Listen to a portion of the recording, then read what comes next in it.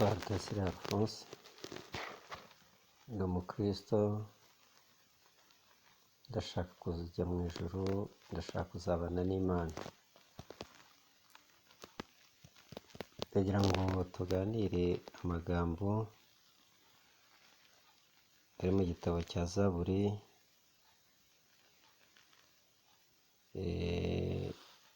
ibice 20 umurongo wa 3. Haravuga ngo Imana ikohereze gutabarwa kuva ahera h'urusengero, iguha imbaraga ziva i Siyoni. Tugire dusome mu gitabo cya Esiteri, igice cya 4 umurongo wa 14. ngo kuko nimwicecekera rwose muri iki gihe nta kizabuza Abayuda gutabarwa, bakoroherwa biturutse ku bandi, ariko we n'ab'inzu ya so uzarimbuka. Ahari icyakwimitse ngo ube umwamikazi, ni ukugira ngo ugire akamaro mu gihe gisa n'iki. Imana yacu ntituganze, Imana yacu ntiduhagije. Kadusenge Imana. Mwami Imana yacu, turagushimiye amasaha nk'aya ngaya, tugushimiye neza yawe n'urukundo rwawe bitarondoreka, tugushimiye ko ari wowe ugira ikirema kandi ukagikomeza, tugushimiye kuko ari wowe udushoboje kugira ngo tuboneke mu murimo wawe, tuganire ijambo ryawe, kuko twamaze kumenya neza ko ijambo ryawe ari rizima, ijambo ryawe ari rikuri, ijambo ryawe rirema, ijambo ryawe niryo ryaremye byose, izina ryawe nirihabwe icyubahiro. Tugira ngo rero iri jambo ryongerere twubake, kandi rize risenye ibikwiye gusenyuka, rize rikomeze ibi bitarakomera. Mana nziza, Mana ikiranuka, kubw'ubuntu n'imbabazi zawe, reka twubake mu buryo bumwe ndetse n'ubundi, twubake mu ruhande rw'umubiri ndetse n'ubugingo. Turagira ngo tugire ubugingo buzima mu mubiri muzima, cyangwa se amagara mazima mu mubiri muzima. Komeza ubane natwe rero, kandi tugire neza mu izina rya Kristo Yesu, amen. Tumaze gusoma amagambo atari make kandi atari menshi, amagambo afite intego gutabarwa. Hatabarwa nde? Byagenze bite? Hatabarwa uri mu kaga, hatabarwa uwatabaje. Kuko umwanditsi yaravuze ngo nimuze twubake. Ndumva ari mu gitabo cya Ezira, Ezira na Nehemiya. Aravuga bati mureke twubake dufite intwaro. Ubwo baganaga kujya bari baragiye gusana umurwa wari warasenyutse, ariko baza guhura n'ingorane, bahura n'abantu bashaka kugandisha umurimo, aribo ba Sanibalati, Tobiya na Geshemu.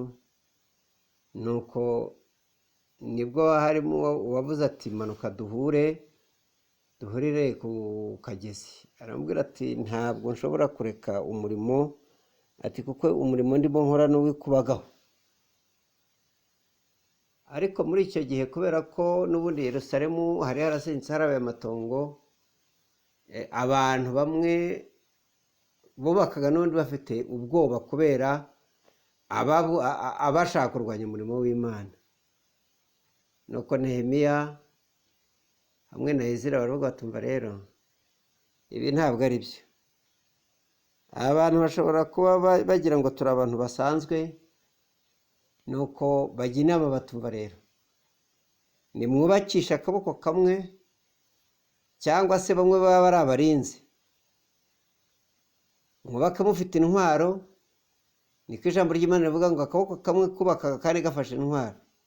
Arabwira ngo aho muzumva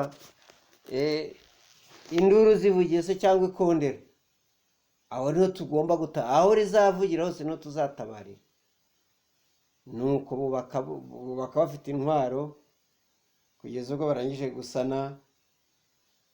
Imana yacu niduhana umugisha. Nuko rero umuririmbyi umwe aravuga w'ikorasi, avuga ngo ntukibaze ukuntu uzatabarwa, uzatabarwa bose babireba. Ntabwo ukwiye kwibaza ukuntu uzatabarwa, kuko Uwiteka ntabwo ajya nta muntu ujya umugira inama, ahubwo Uwiteka ajya inama.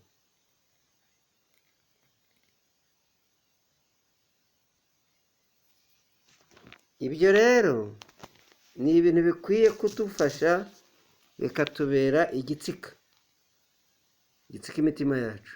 Wikwibaza ukuntu uzatabarwa, Uwiteka ntabwo agisha inama.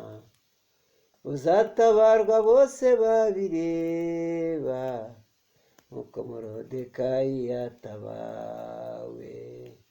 Ntukibaze ukuntu uzatabarwa, Uwiteka ntabwo agisha inama. Uzatabarwa bose babireba, nk'uko Moridekayi yatabawe. Amen. Umuririmbyi w'ikorasi aravuze ngo ntukibaze ukuntu uzatabarwa. Uwiteka nta muntu ajya agisha inama, ahubwo ajya ajya inama, aragusanga akakugira inama, kuko Uwiteka arihagije, Uwiteka arishoboye. Nta mpamvu rero n'imwe ibaho yatuma utera Imana umugongo, kubera ko Uwiteka ni umutabazi wacu. Ni nako umuririmbyi yavuze ngo Uwiteka ni umunyembabazi, ni umukunzi wacu udahemuka, ntawarondora imbaraga agira, ntawagera urukundo rwe rwinshi. Ni umunyembaraga, ni umunyembabazi. Kandi mu ijambo ry'Imana twasomye mu gitabo cya Zaburi ni ibisigo, Zaburi ni indirimbo. Harimo Zaburi zanditse mu byiciro byinshi, hari iya Asafu, hari iya Dawidi, ni iya bene Kora. Nuko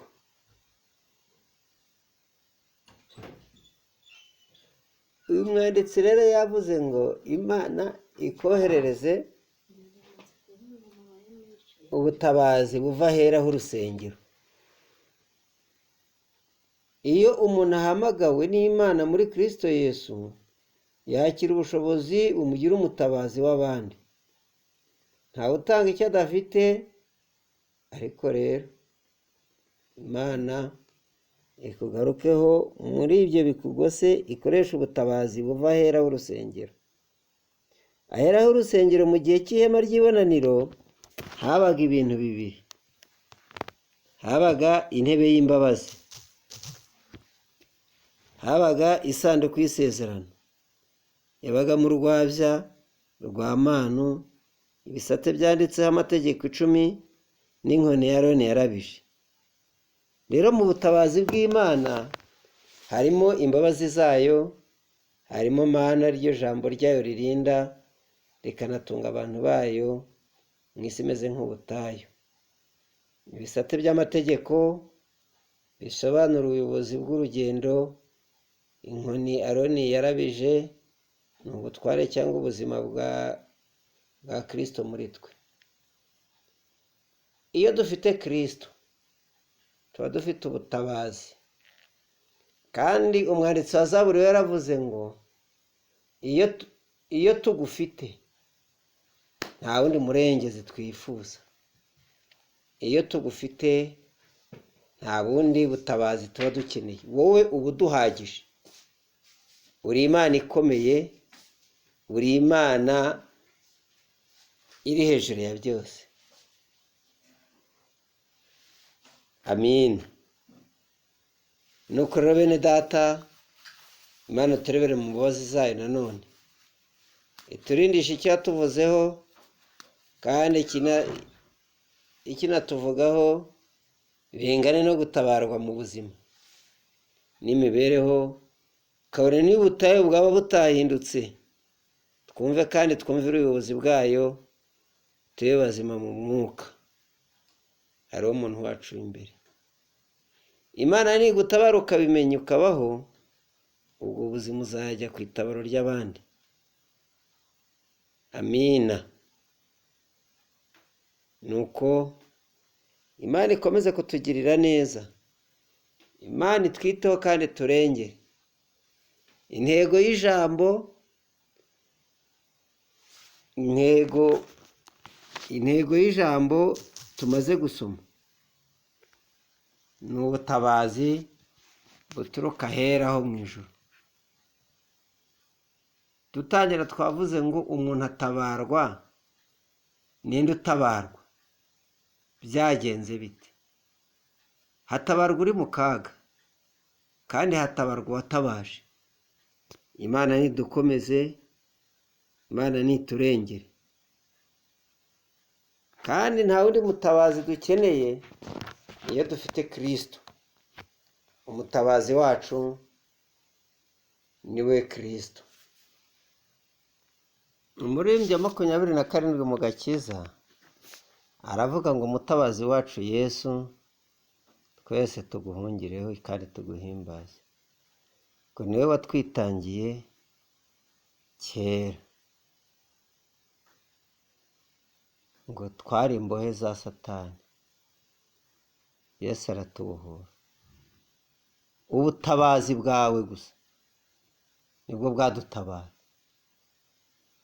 Imana yacu nishimwe kandi nihabwe icyubahiro. Twarangiza rero tukwifuriza ubutabarwa buturuka ahera ho mu ijuru, ubutabazi buturuka mu gihugu cyo mu ijuru. Imana yacu nitugire neza mu izina rya Kristo Yesu. Amen. Twongere dusenga Imana. Turagushimiye kubw'ijambo ryawe, tugushimiye ko ari wowe uduhumurije ko ubutabazi bwacu buturuka kuri wowe waremye ijuru n'isi. Ngakomeza kudufasha no kutugira neza mu izina rya Kristo Yesu. Amen.